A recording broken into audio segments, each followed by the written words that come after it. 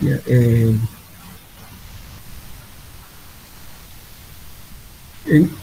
bueno, vamos a ver lo que es la granulometría. Y bueno, primeramente, la granulometría es la determinación de los tamaños de partículas que comprenden en diferentes rangos de tamaño y expresados en porcentaje, ¿no es cierto? Y además, una vez realizado el cálculo de los diferentes porcentajes que pasan de diferentes mallas, se hace la curva granulométrica para ver la distribución granulométrica de un suelo. Este, los valores que se obtienen en la granulometría es bastante útil para poder determinar a priori la calidad del suelo para aplicar en una cierta obra. Entonces, también nos sirve para poder determinar la clasificación de suelos y para poder decidir utilizar o no en una obra en un suelo determinado. Es decir, un valor básico y necesario para el uso de los materiales. Bien, entonces en los suelos se puede determinar diferentes tamaños, como ser los bolones, que son ya poco mayores que las gravas. Tenemos las arenas, limos y arcillas. Bueno, algunos inclusive lo clasifican arcillas y arcillas coloidales, pero aquí hablamos generalmente de arcillas. Y entonces ahora el rango, digamos, de tamaños de tal número a tal número, eso lo especifican las diferentes normas que establecen los diferentes países, ¿cierto? Nosotros, por ejemplo, en Santa Cruz, en Bolivia, no tenemos normas establecidas. Todos estamos usando normas de la norma ASTO, y a veces las personas que estudian en Argentina, por ejemplo, usan normas IRAN, o en Brasil NBR, y si estamos en Alemania usarán normas DIN, en fin, cada país tiene sus propias normas.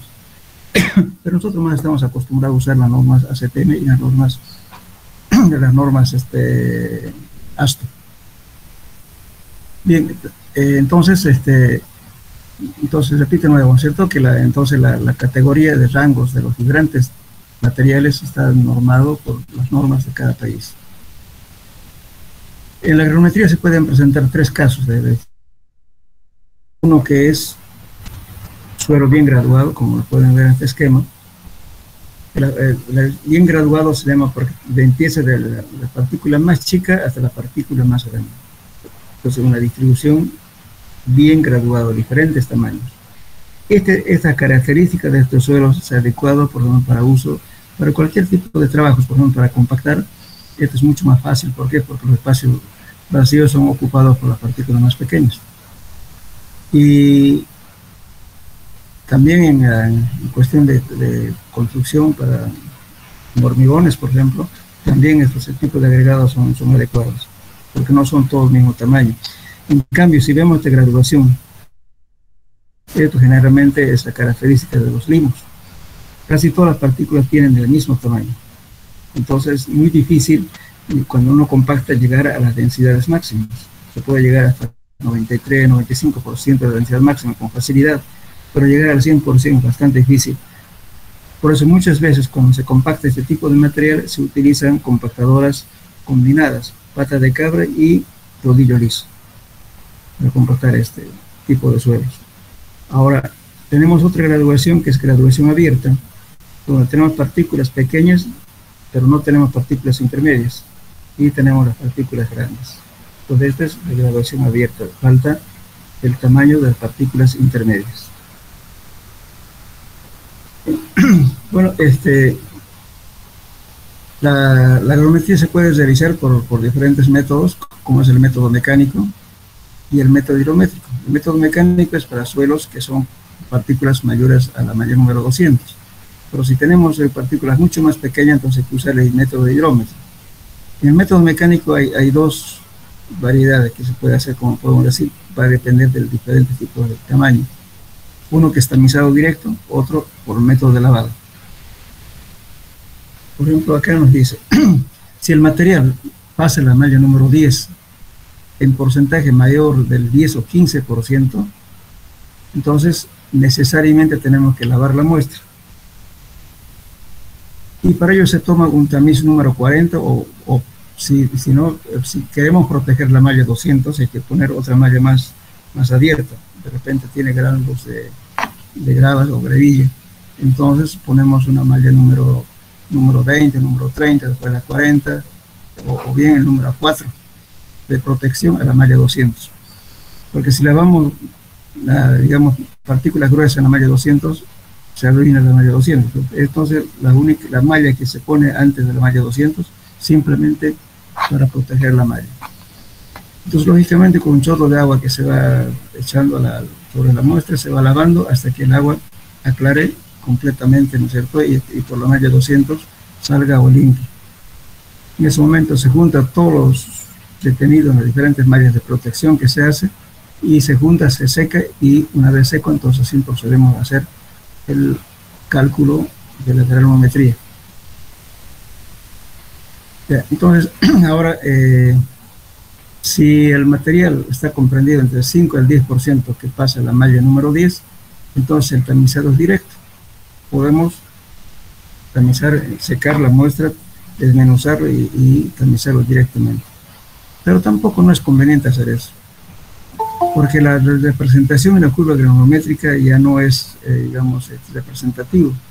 Por ejemplo, si, bueno, antes que vayamos, que quiero decirles también, ahora, si pasa más del 12% de la malla 200, necesariamente hay que hacer la granulometría por sedimentación.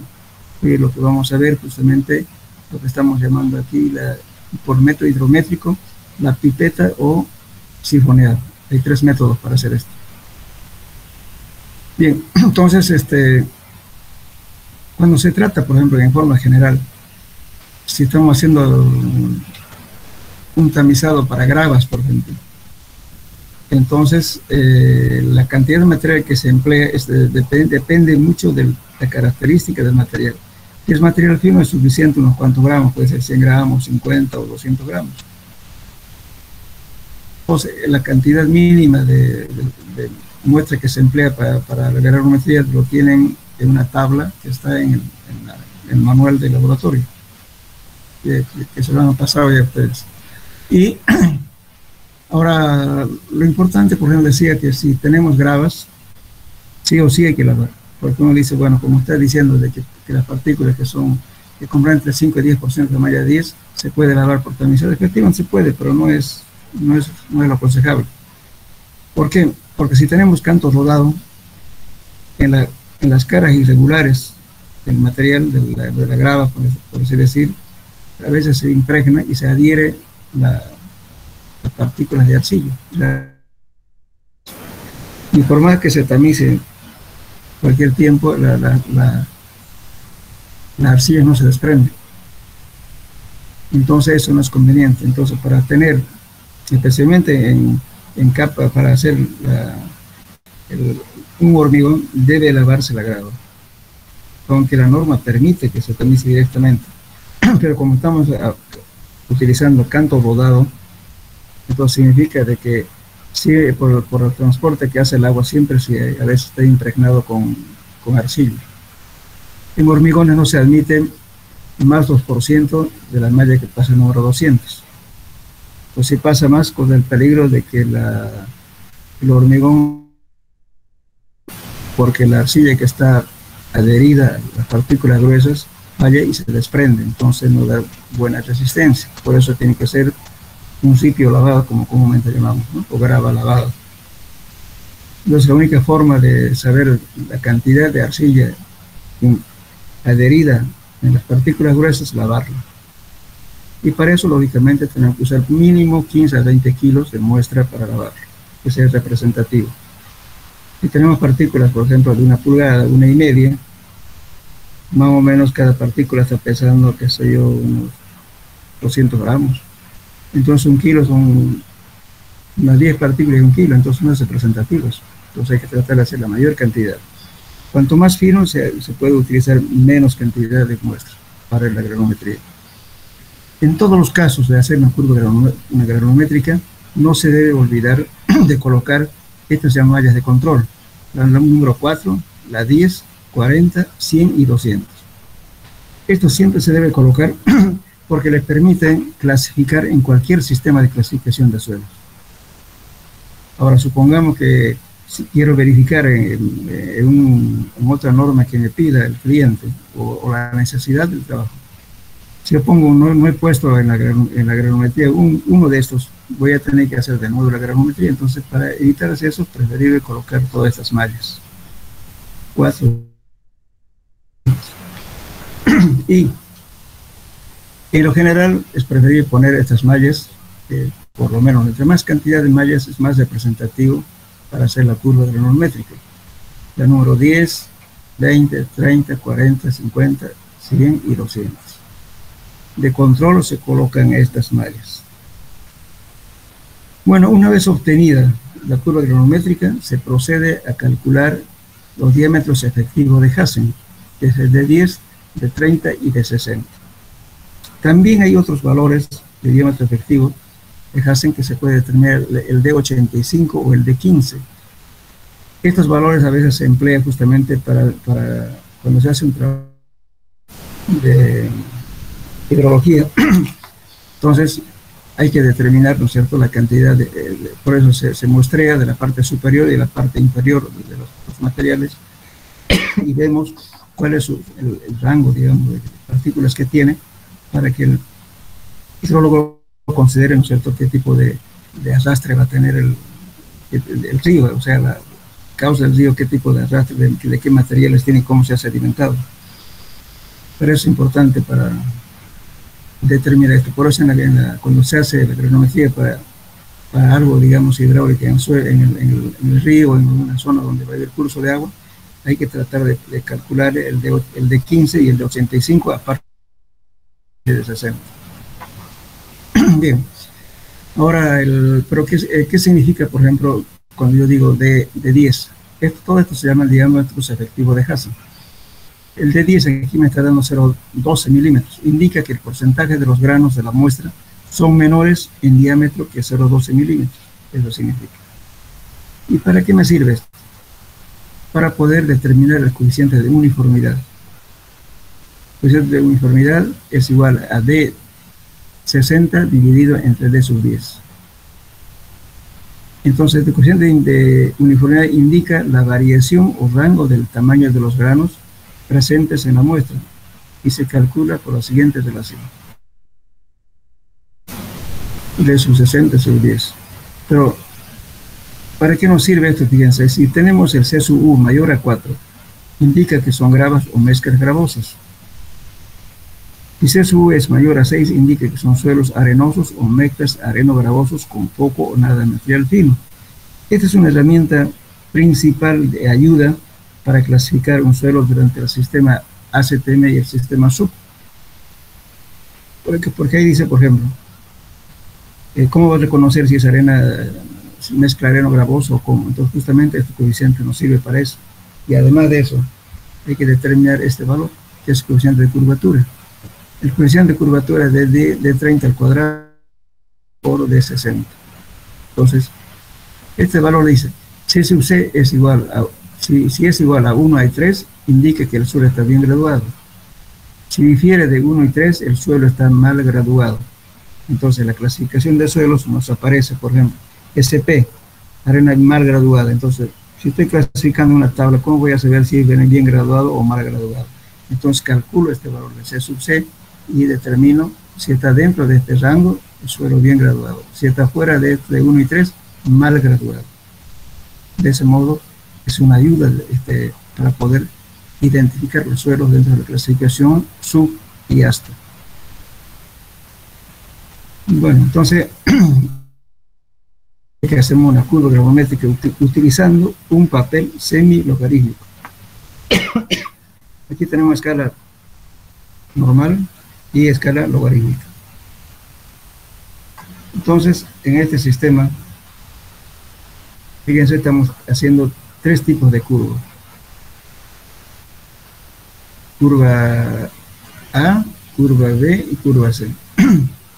La pregunta para ustedes, ¿esta curva a cuál tipo de degradación corresponde?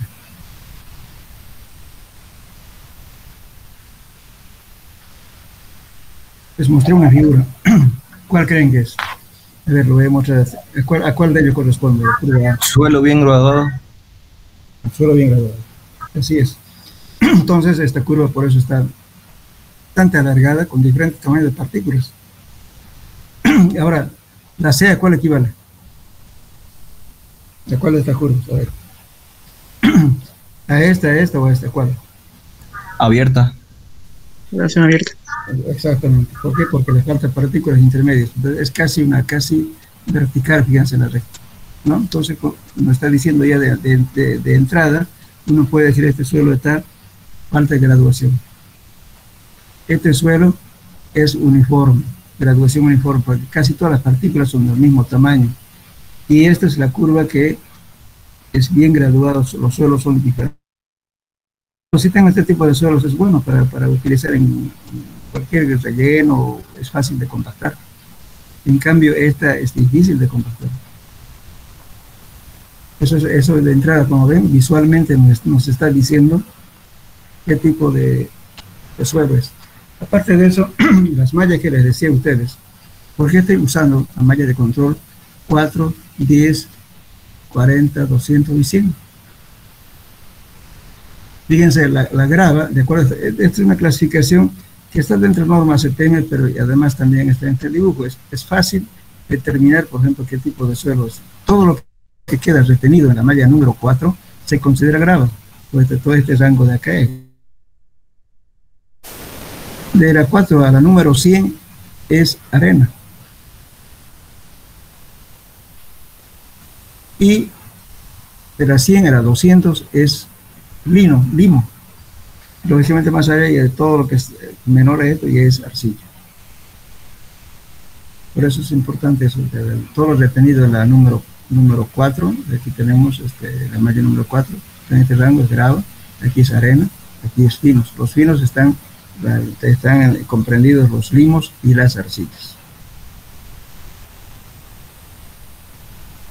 Por eso, sabiendo solamente los porcentajes de arena y porcentajes de finos, nosotros podemos darnos cuenta qué cantidad de finos tiene y qué cantidad de arena en el curva de granulométrica. Bien.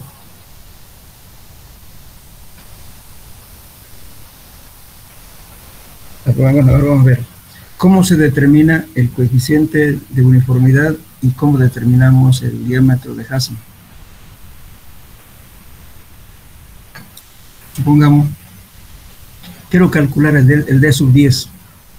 Para calcular el D sub 10 tomo el porcentaje correspondiente al 10% que pasa y trazo una paralela al eje y hasta donde choca la curva granulométrica. Bajo aquí y es el valor del D sub 10. Porque esto es una abertura, me está dando diámetro. Ahora aquí el D30, vengo aquí lo mismo, hago, prolongo hasta acá, bajo aquí tengo el D sub 10. De 60 es lo mismo, aquí D sub 60. Tengo este valor. Como ven, entonces necesitamos trazar la curva granulométrica para encontrar el de 10, de 30 y de 60. Ahora, si queremos encontrar el de 80, el 85 es lo mismo. Tomamos el 80%, ponemos aquí y es el valor. Si queremos el diámetro de, por ejemplo, cuando hacemos filtros, hay que calcular el de 15. Entonces aquí el de 15 va a estar aquí. O si quieren el va a estar aquí. Ahora, si no pudieran encontrar aquí, entonces quiere decir que no corresponde, ese valor no se puede encontrar. Se pone en otro. Bien, por eso aquí están en esta tabla. Cuando ustedes hagan un ejemplo, me van a poner cuánto vale de 10, cuánto vale de 30, cuánto vale de 60. Y cuánto vale el C sub U y cuánto vale el C sub C. Entonces, por eso dice, esto es clasificación sub o la STM, que es la misma. Pueden tener ese valor ya, inclusive clasificar. Bien.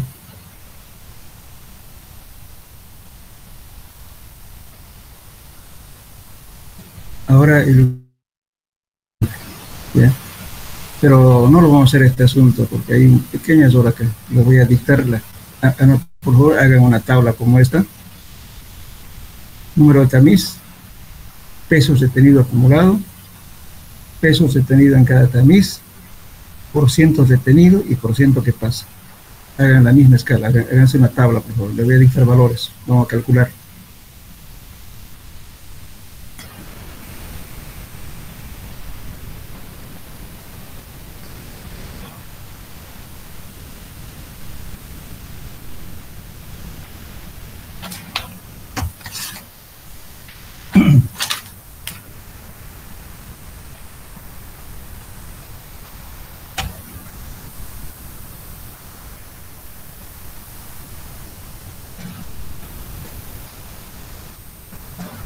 ¿Ya hicieron la tabla?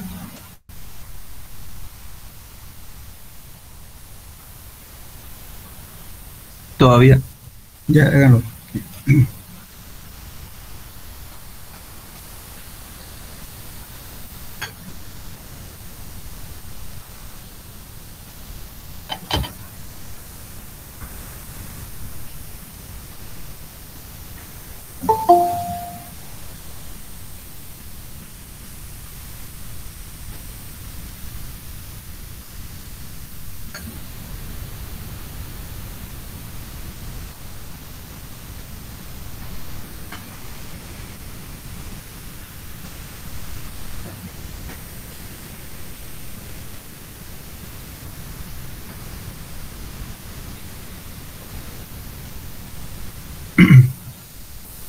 Bueno, les listo. Vamos a listarles el peso detenido. Primero pongan peso seco total. Vamos a trabajar con números redondos para poder clasificar.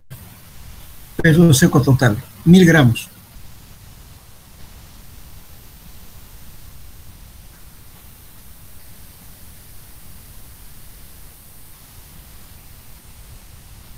Peso seco después de lavar,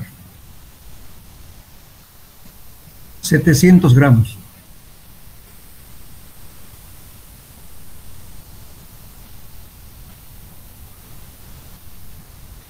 Bueno, ahora les voy a dar el peso detenido acumulado.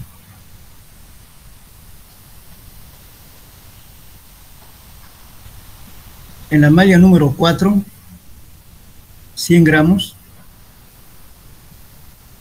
En la malla número 10, 150. En la número 40, 200.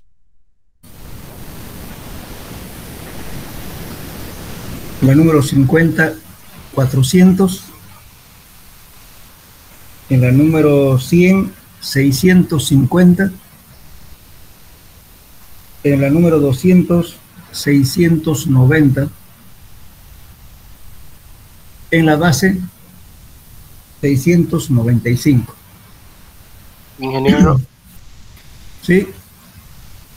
Sí, está un poquito mal mi señal de mi internet. ¿Será que lo podría volver a repetir, por le voy a favor? ya, no hay problema. Le voy del principio, ¿ya? La número 4, 100. La número 10, 150.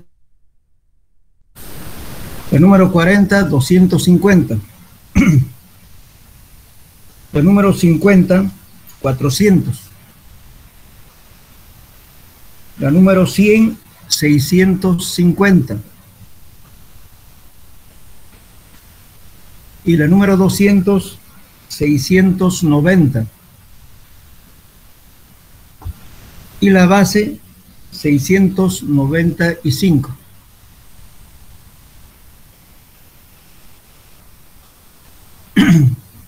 ¿Está bien? Sí. Ya. Bueno, ahora vamos a calcular.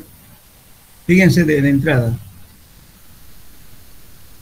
El peso seco después de lavar, 700 gramos, ¿verdad? Como dato. Sí. Ya. Pero sin embargo aquí tienen ustedes 695 en la base. Le falta 5 gramos, ¿no? Sí, sí, ingeniero. Bueno, esos 5 gramos es pérdida por tamizado. En una granulometría se admite máximo 2% de pérdida por tamizado. Más que todo esa pérdida es por manipular. A veces estamos tamizando las mallas, está medio un poco abierta y se sale a las muestras, especialmente cuando es fino, sale por las puntas. También cuando usamos un top tap, ¿no? O sea, el tamizador, el vibrador, ¿conocen, no? ¿Conocen vibrador? Sí, sí. ¿De tamices? No, físicamente. No, físicamente, escucha, aunque sea un día en laboratorio, porque vayan a ver. Sí, en realidad tiene un motor con un eje excéntrico que va girando. Al girar el motor excéntrico, ¿no es cierto? Entonces hace que golpee una cosa así y entonces va produciendo una vibración. Sobre eso, no sé, se coloca la serie de mallas y con un agarrador se agarra, ¿no es cierto?, todas las mallas en forma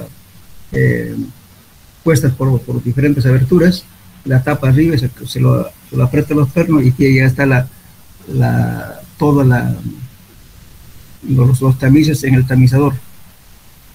Y luego hace funcionar y tiene su graduación, si quieren, primeramente despacio, ¿no es cierto?, para que no desbalse todo, después le va aumentando un poquito de velocidad y va tamizando.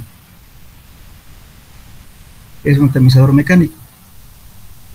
Y luego de eso, bueno, agarra y a veces cuando no se interna bien y sale por los lados el polvillo de la... Pero a veces también resulta que puede haber más, y si digamos yo metí el tamizado 200 gramos y me aparece 205. ¿Por qué puede ser eso?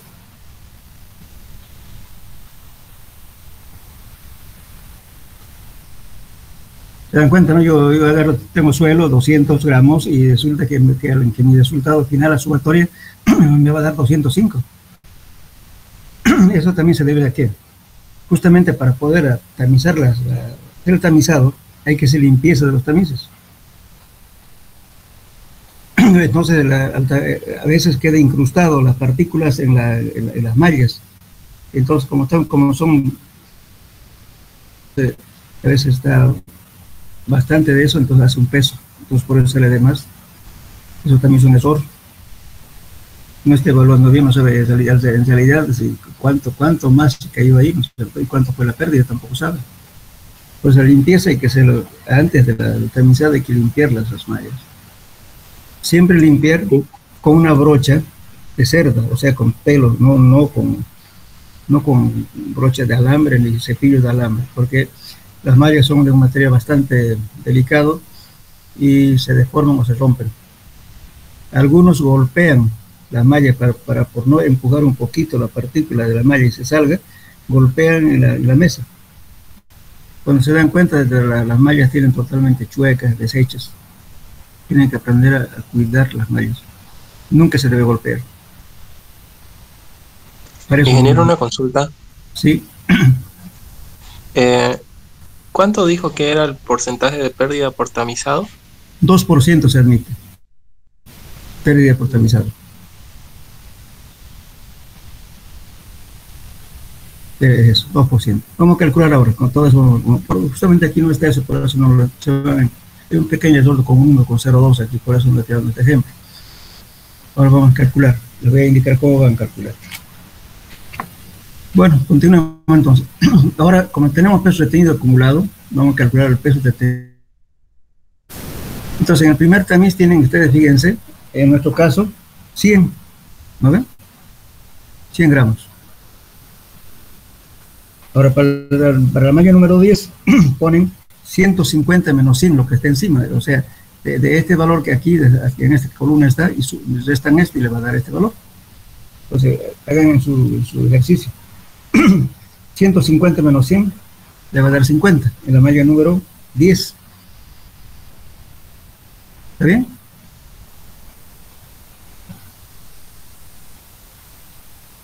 En la columna de peso retenido acumulado en cada tamiz.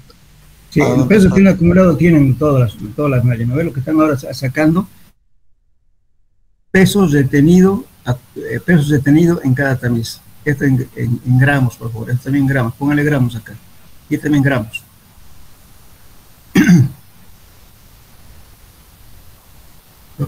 Okay. Aquí me van a poner pesos detenidos, porcentajes detenidos en cada tamiz, aumentan aquí le está faltando, porcentajes detenidos en cada tamiz. Ya, ahora estamos calculando pesos detenidos en cada tamiz. Entonces, como tengo este peso aquí directamente 9.10, entonces en nuestro caso es 100. Después 150 menos 100, nos da 50.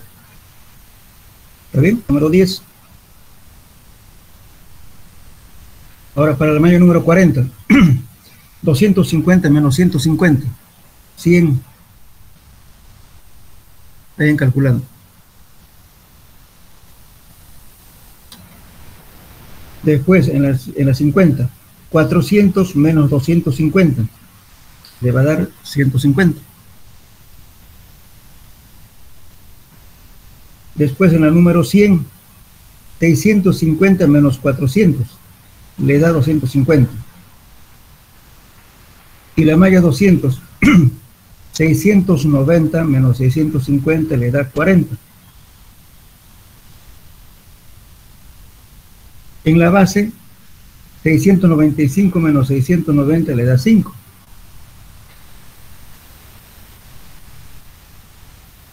Hagan la operación.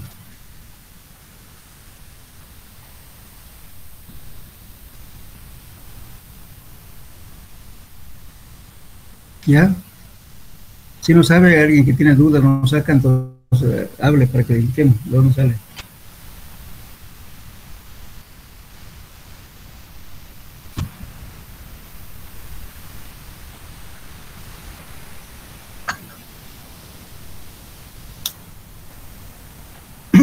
Todos tienen los valores ya corregidos también.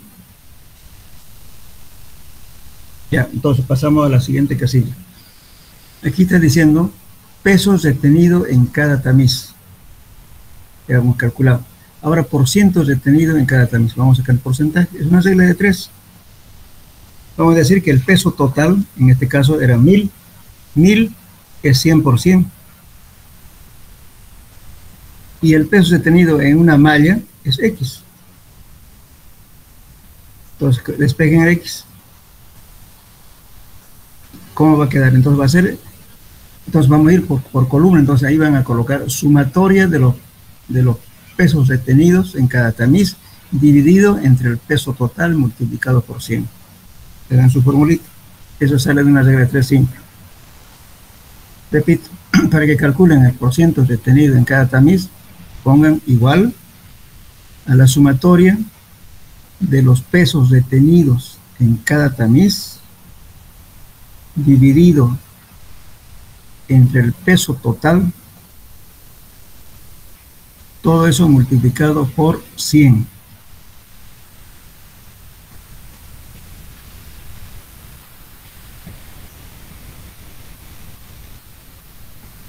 Bien, ahora reemplazamos en su fórmula.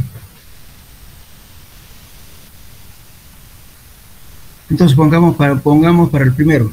Primero van a poner 100 por 100 dividido entre 1000, porque el peso total era 1000. Hay muchos se equivocan, ponen el peso después de lavado. Pues no están tomando en cuenta lo que ya se perdió. Entonces es un error. Pero estoy dictándoles, eso es sobre el peso total. En este caso es 1000. El peso seco sería, ¿no, ingeniero? Sí, el peso seco total, 1000.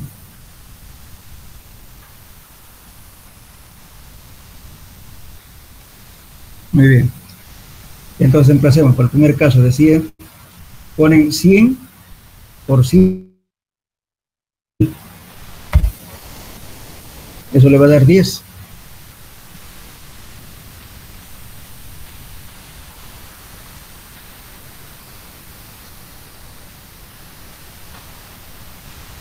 ¿Ya está? Ahora para el siguiente. 100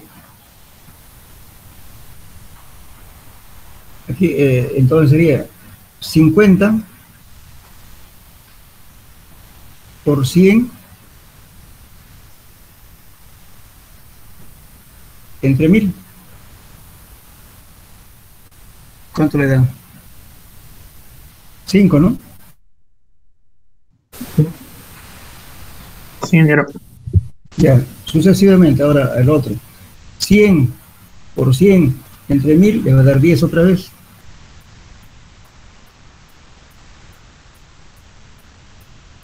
Ok, ahora para la malla 50. 150 por 100 dividido entre 1000 le va a dar 15.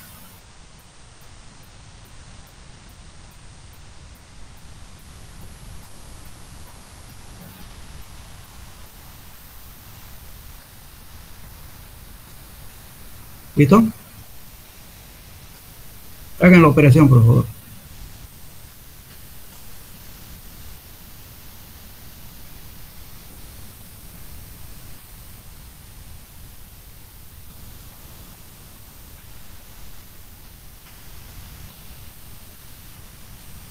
Listo, ingeniero. Ya. Ahora vamos a poner 250 multiplique por 100 divida entre 1000.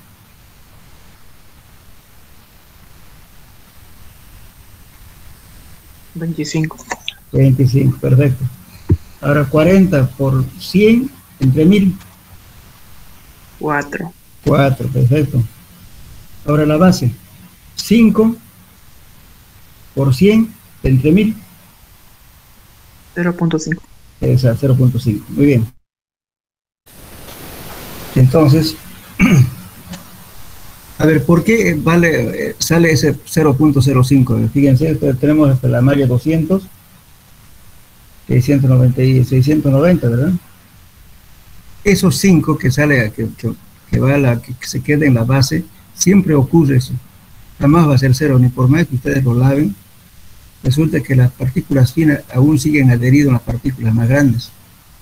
Cuando se tamiza, baja un polvillo hacia la base. Esos son 5 gramos que está aquí. A veces mucho más. Si da 0 es medio mentiroso, porque rara vez va a ocurrir eso. Siempre por lo menos 1 gramo o 2 gramos baja a la base. Ya, entonces en este caso nos bajó 5. Bien. Ahora vamos a calcular el porciento que pasa. Si pasara toda la muestra sería 100%, ¿verdad? Ahora, pónganse su fórmula. El porciento que pasa, igual. Porciento que pasa es igual.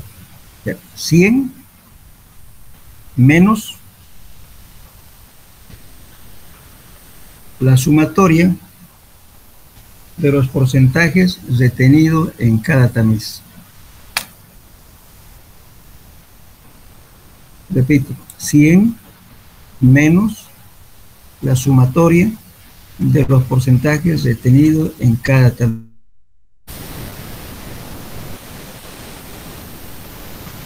Ya. Hacemos entonces para la primera, para la malla número 4.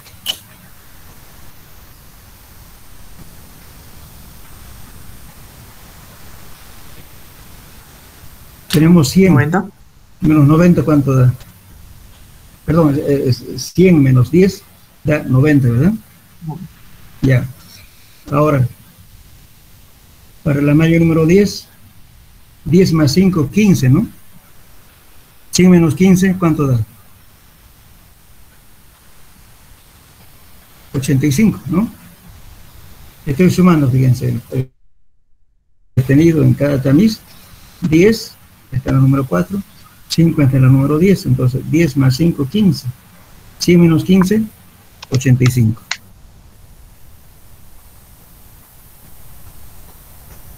¿Está bien?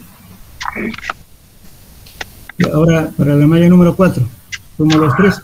Ya ustedes ya pueden hacer después con su calculadora fácil. Lo suman, 10 más 5 más 10 le da 25. De 100 menos 25 le da 75. ¿Está bien? Ahora operen con su calculadora. Me van a dictar qué valor obtienen.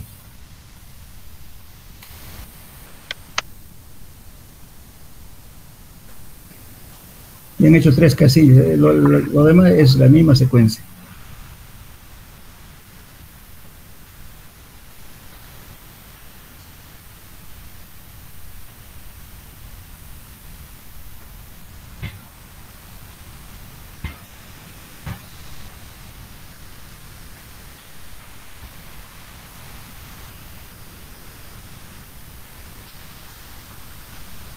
Estamos sacando el porcentaje que pasa, ¿no, ingeniero? Sí, eso.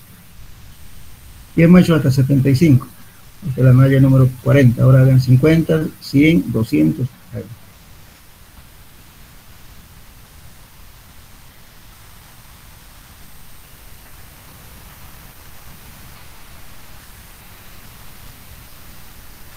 Usted la fórmula en el porcentaje que pasa dijo 100 menos porcentaje retenido en cada también. Menos la sumatoria de los porcentajes. Estoy sumando 10, 15, 10, después 15 otra vez. De 100 toda esa suma. Con el calculador facilito, usted saca negativo, positivo, negativo y va sumando y rápido calcula. Entonces, para sacar el número 50 tiene que sumar 10, 5, 10, 15. Listo, ingeniero. ¿Cuánto da? Desde el también 50, ¿no? Sí, el también 50. Exacto. El 100, 35, Perfecto. 200, 31 y la base 30,5. Ya. En la base ya no, porque la base no tiene huecos, no pasa ahí. Solamente hasta 200. Ok. Hasta ahí está bien, perfecto. ¿Todos entendieron hasta ahí? Sí, ingeniero. Sí, ingeniero. Ya, perfecto. Ahora vamos a verificar, ¿ya? Vamos a sacar también con la regla de 3. Tenemos la pérdida por lavado, son 300 gramos. Fíjense, tenemos 1000, lo lavamos y tenemos 700 gramos, ¿no es cierto? ¿Cuánto hemos perdido al lavar? 300 gramos.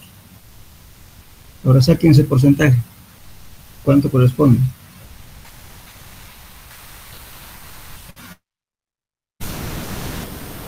Por la regla de 3. 1000 es 100 y 300x.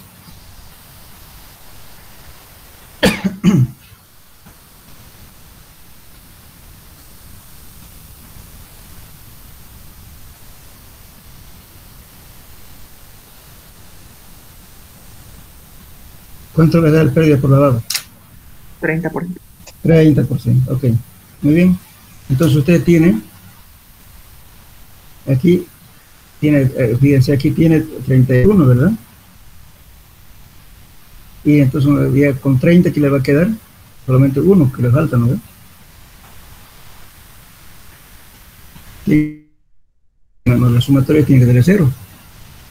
En este caso le sobra todavía 1 gramo, porque 31 menos 30 le da 1.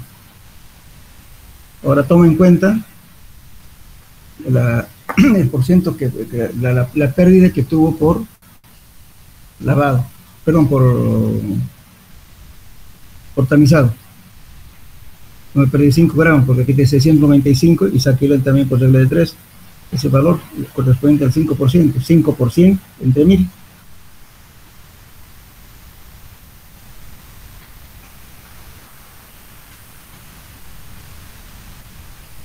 Entonces va a ser 100 menos...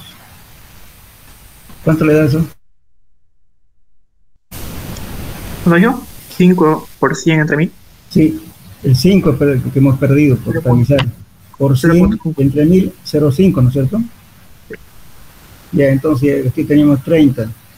Ya nos queda solamente un error de 0,5, ¿sí? Porque nos tiene que dar 0.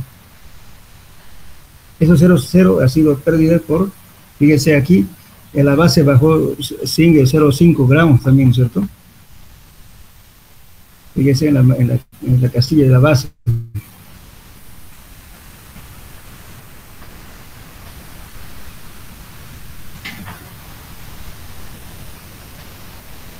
Eso le va a dar 0, ¿verdad? Esto más toda la suma del porcentaje que tenga en cada tamiz, súmenlo, le pone más 0,5. ¿Cuánto va a dar? 100 le va a dar.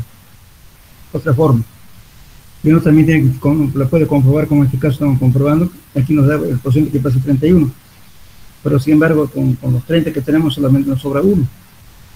y 0,5 por pérdida por tamizado y otro 0,5 por lo que quedó como polvo ahí que dijimos, ¿cierto? Entonces total son 0.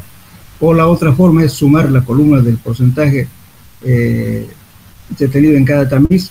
Súmelo a ver, 10 más 5, 15, más 10, 25, más 15, 40, más 25, 65, más 4, 69, 69 más 0.05, ¿cuánto le dan?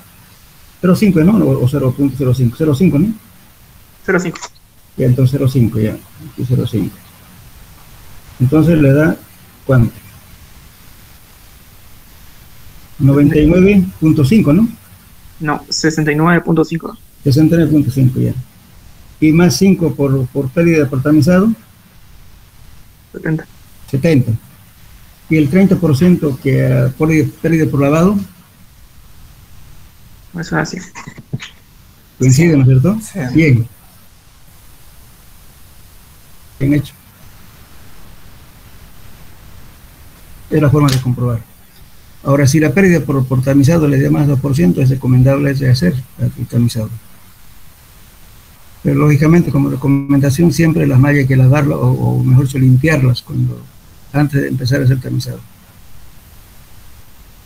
Bien, entonces ya hicieron esto. Ahora vamos a ver lo que es la... Me olvidaba decirles, a ver. Por ejemplo, seguramente ustedes conocen ya las mallas en otra materia, ya lo han hecho. Y decimos, por ejemplo, la malla corresponde a 3/4 de pulgada, 1 pulgada, 2 pulgadas, 1,5, 3 octavos, 3/4, etcétera, ¿no? Después viene el número 4, número 10, número 30, y a mí viene el número, ya no está dando la abertura, porque los demás está dando la abertura de la malla. Entonces la partícula que pasa es esa malla. Ya está ya con el diámetro. Pero donde empieza el número ya no habla de diámetro, habla de números. ¿Qué significa eso?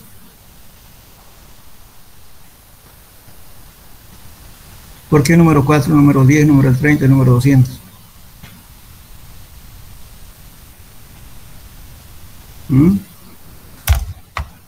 Resulta que la granulometría de un suelo varía logarítmicamente.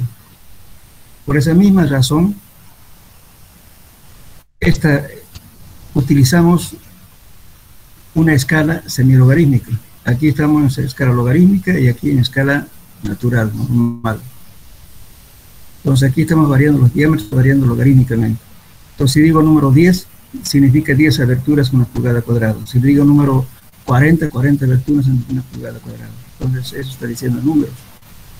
Entonces la representación gráfica de una curva granulométrica de suelos no se traza con escuadra ni con regla. Se traza con una cercha, conocen cercha, ¿no es cierto? Para dibujar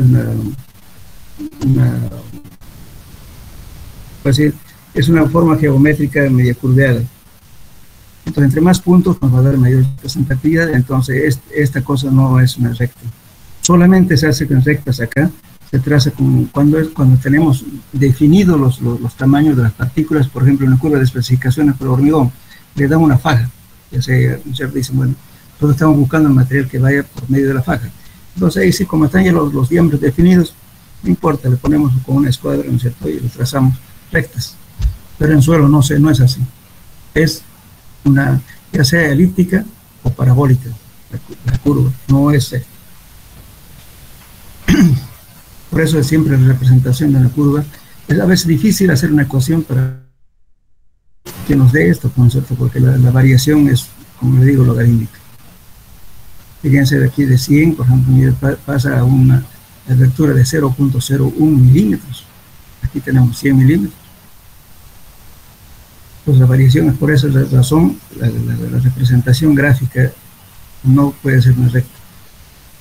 En hormigones sí se admite porque estamos dando ya los puntos definidos de la curva de especificaciones. Entonces nosotros trazamos de un punto a otro con una recta, en fin. Eso es. Pero en suelos no se puede hacer eso. Bien. Pues ahora veremos, esto es lo que hemos visto ahora, es el método mecánico o por método de muestras lavadas. Siempre es recomendable hacer eso. Preferible lavarlo, se tarda más tiempo, pero es más representativo la curva. Ahora vamos a ver para suelos finos, ¿cierto? Aquí nos está diciendo aquí, perdón, aquí a ver.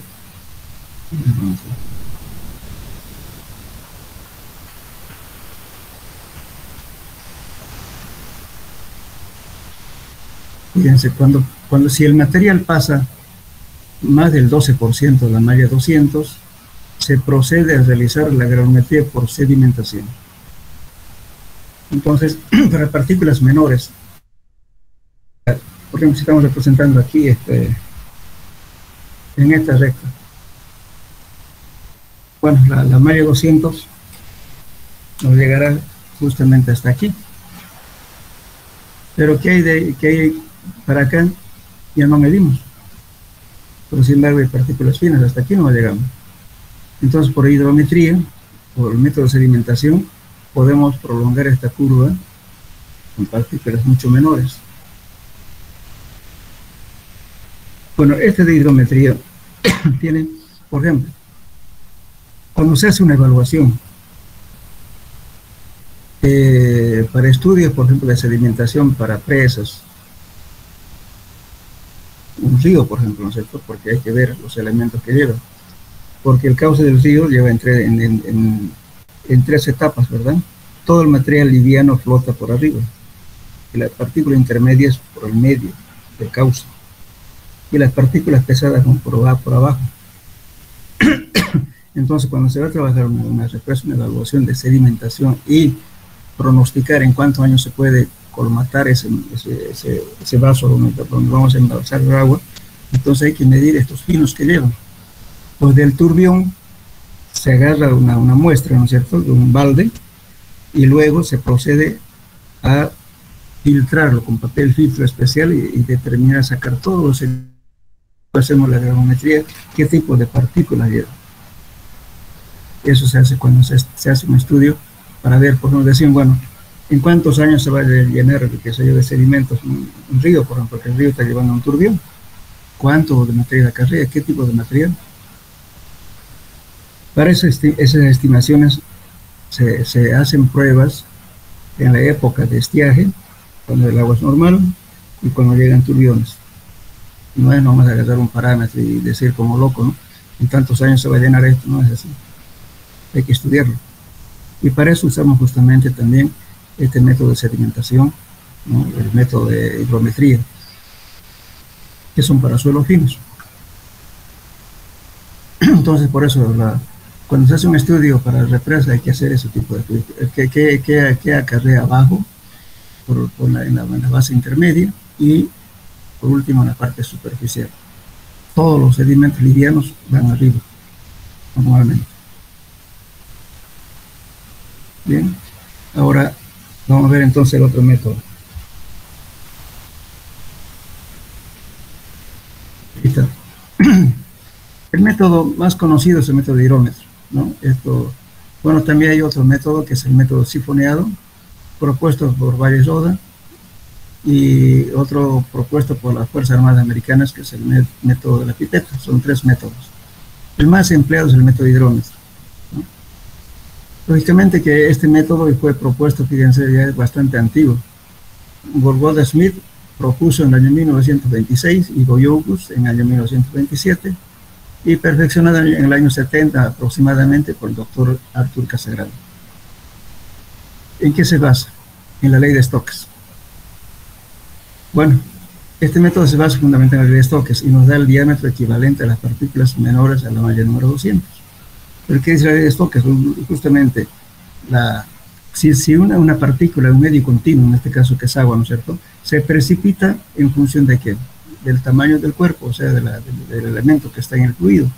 Entonces, entre más grande es el precipitado, lo que hacemos ahí es calcularle justamente el valor, digamos, de la velocidad, y luego, en función de eso, va a ir bajando, digamos, todos los valores, digamos, los más grandes, y luego se va a ir bajando también las partículas más pequeñas, se va a ir sedimentando. Entonces lo que vamos a medir con un hidrómetro, es el método más conocido en nuestro medio. Pese que el método de la pipeta es más fácil de realizar, y la pipeta también es mucho más fácil todavía, pero nosotros en Bolivia estamos acostumbrados a hacer el método de hidrometría. Entonces, básicamente, ¿en qué consiste esto? Se trabaja con suelos que pasan la malla número 10. Esto no se aplica para arenas, para suelos finos. Los suelos finos, entonces, la muestra que obtenemos, previamente hay que tamizar la malla número 10. Con ese material vamos a trabajar. Bueno, entonces, una vez, estoy hablando de la preparación de la muestra. Una vez que preparemos la muestra, lo hacemos hidratar. ¿Qué es hidratar? Dejarla en reposo mezclado con agua por varias horas, de tal modo que la partícula de arcilla internamente en el núcleo de la partícula esté húmedo, humedecida, no seco. Entonces se reposa y luego se procesa. Sí, no sé si tengo el dibujo acá.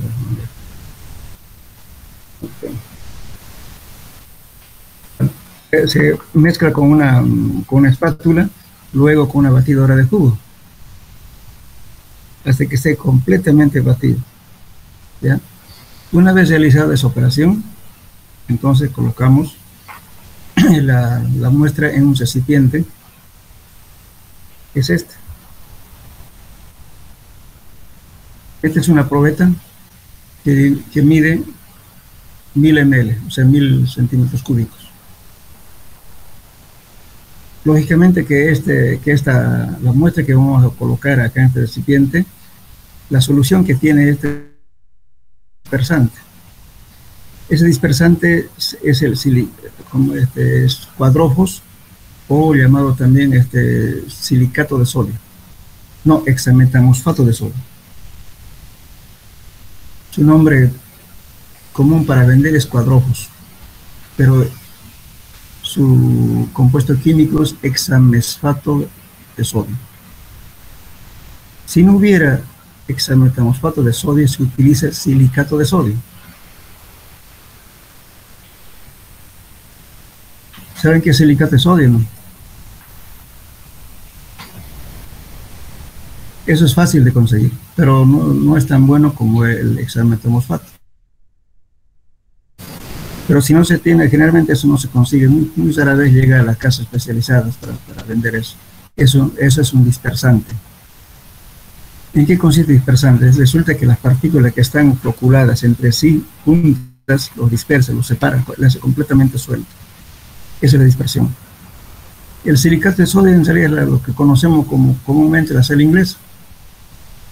Alguna persona que esté mal del estómago se puede tomar eso y le sirve como laxante. Ese producto se utiliza, eso lo venden en los lugares especializados también, venden por kilo. Eso es más fácil conseguir. O también el polifosfato de sodio. En último caso,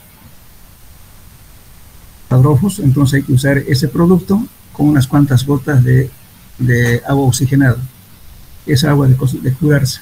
Se mezcla unas gotas, mezclado con este producto es un dispersante excelente. ¿Qué es lo que estamos haciendo? Separando las partículas, ¿no es cierto? Separar las partículas finas que están unidas. Nos interesa que estén totalmente separadas para que la viscosidad del fluido aumente y medir justamente la sedimentación mediante un aparato que se llama hidrómetro. Entonces, primeramente, luego de preparar la muestra y mezclarla muy bien, se pone en la probeta con el dispersante hasta una altura X. Luego se le vierte la muestra a la probeta y se tapa esta parte, ya sea con corcho, con goma o bien simplemente con la mano, con las palmas de la mano, y se lo bate, así como haciendo jugo de tamarindo, o sea, por todos lados, ¿verdad? Durante unos 3 minutos. Entonces eso ¿para qué? ¿Con qué motivo se hace? Es justamente para que el fluido esté totalmente dispersado aquí con la muestra. Una vez realizado eso, entonces le echamos más el fluido hasta la altura que marca los 1000 ml.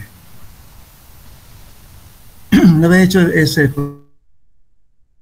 hidrómetro, es un bulbo de vidrio con una escala. Lógicamente hay que saber qué tipo de bulbo estamos usando para hacer las correcciones. Entonces lo colocamos acá, y cuando ya el fluido está con el suelo, entonces esto va a flotar por la viscosidad. ¿Qué es lo que vamos a medir? Justamente en esta escala, que se está cuando ya las partículas se van precipitando acá, entonces la viscosidad de este fluido va disminuyendo.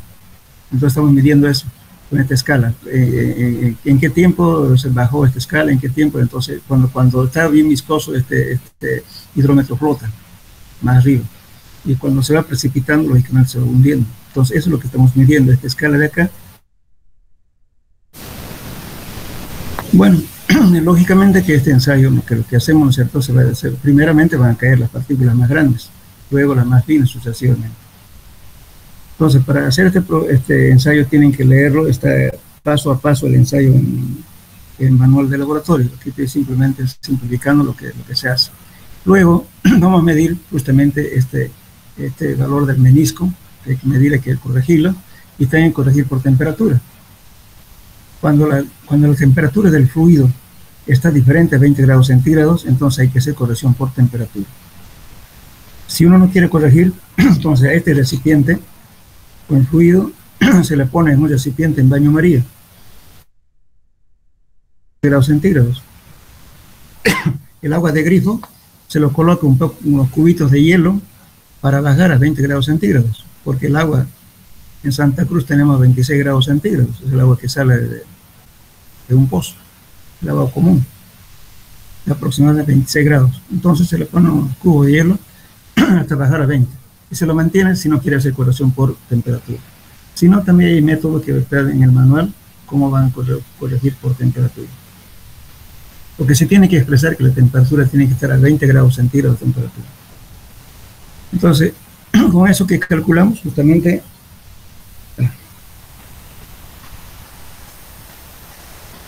calculamos aquí, por ejemplo, la corrección para el radio del menisco, etcétera, ¿no? Vamos a la corrección, y al final, ¿a qué llegamos? A lo siguiente, a calcular esto. Ya. La velocidad de las partículas es igual a 2, el gamma su S es la viscosidad, el peso específico del suelo, es la viscosidad del fluido que estamos trabajando. Entonces, D es el diámetro que queremos calcular, dividido entre 2, todo al cuadrado, 2 veces la viscosidad del fluido, N viscosidad. Entonces, el diámetro equivalente que vamos a calcular es 18 por la viscosidad, por la velocidad, dividido entre gamma del suelo, o sea, el peso específico del suelo, y el peso específico justamente del fluido de gamma. Entonces, ¿por qué estamos hablando del peso específico del líquido fluido? Porque ya está con suelo, aunque la viscosidad es diferente, ya no es 1. Entonces esto hay que tomar en cuenta, hay que determinar esta viscosidad. Este es el peso específico del sólido, ¿eh? Este son de los gramos del suelo.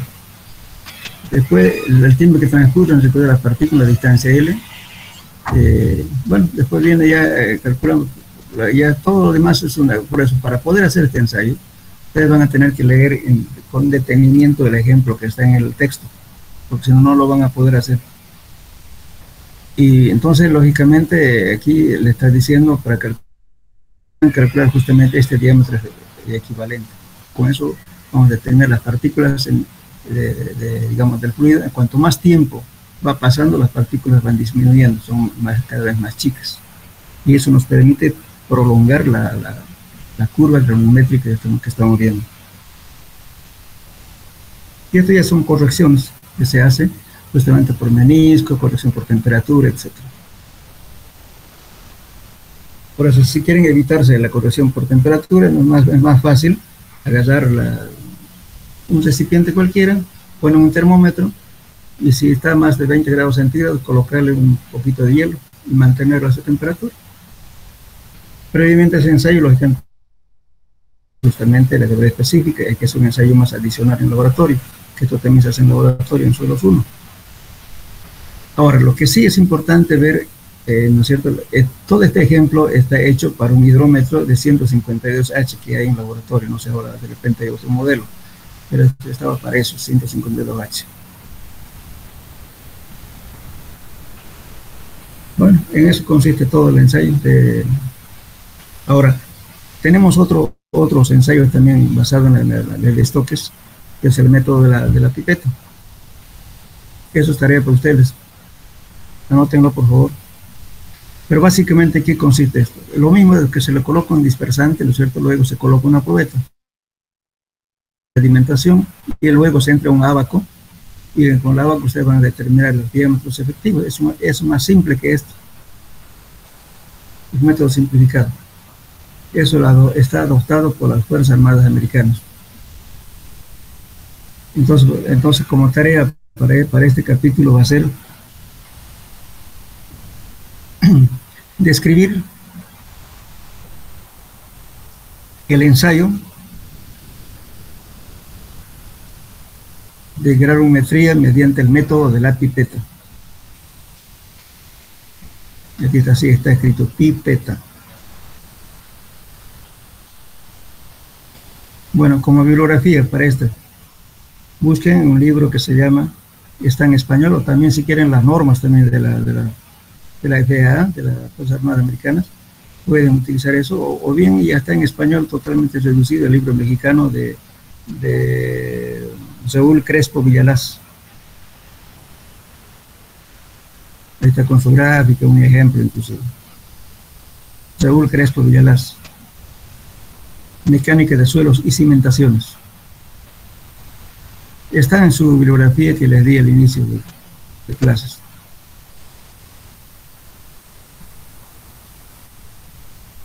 Y van a ver que este método es simple, lo que los mexicanos han adoptado como un ensayo oficial, porque no queremos cambiar, pues seguimos con el método de hidrómetro. Esto es mucho más simple este ensayo. Ahora el otro método es el método del sifoneado.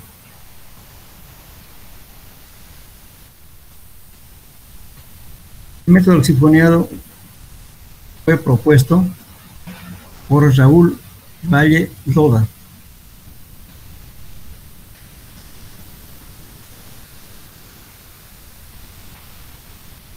Es un método simplificado del método de la hidrometría. Ese método está descrito en español en un libro que se llama Calles, Carreteras